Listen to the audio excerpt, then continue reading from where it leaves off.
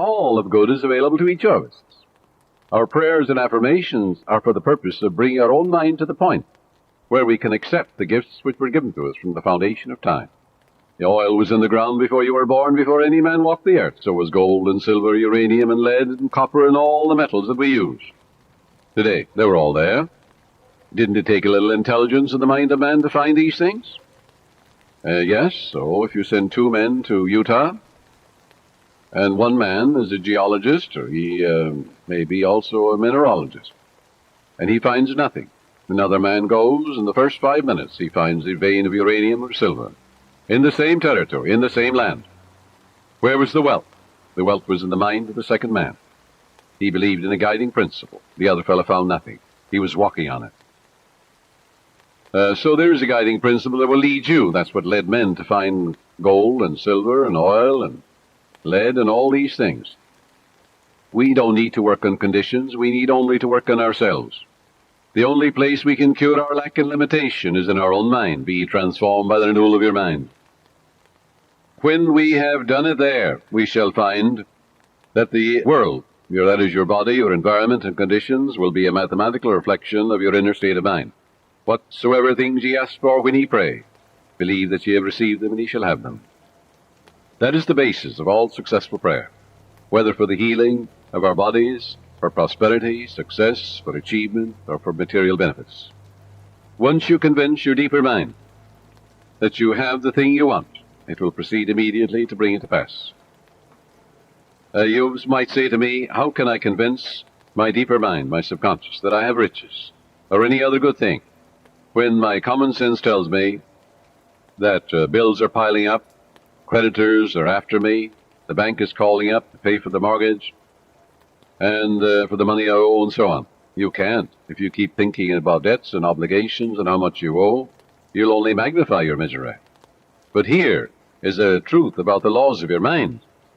Your deeper mind accepts as a fact whatever you repeat to it in convincing tones, often enough, just the same as you learn to walk. You had a thought pattern, an act, whether it is swimming or walking or playing tennis or golf, and you repeat it over and over again. You knew what you were doing and why you were doing it. You want to learn to walk, you want to learn to dance, you want to learn to swim. So finally your subconscious assimilated the pattern, didn't it? And then you swim automatically and you walk automatically. The same procedure in praying for wealth or anything else. Once your subconscious accepts the statement as a fact, it proceeds to do everything possible to bring riches to you.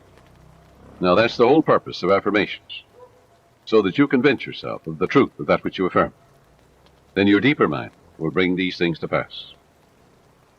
Many men say to me, I got an affirmation from someone, and it said, I am rich and prosperous now, I am successful, and I'm very wealthy.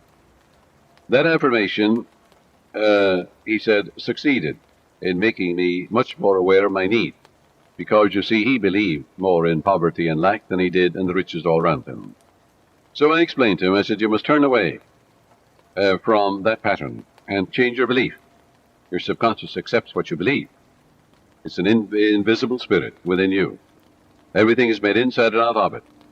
It started your heartbeat. It's the air you breathe, the water you drink, it's the fruit that you eat. And therefore turn away and turn within and change that and say, I recognize the eternal source of my supply. God is the source of my supply. All my needs, spiritual, mental, material, are met at every moment of time and point of space.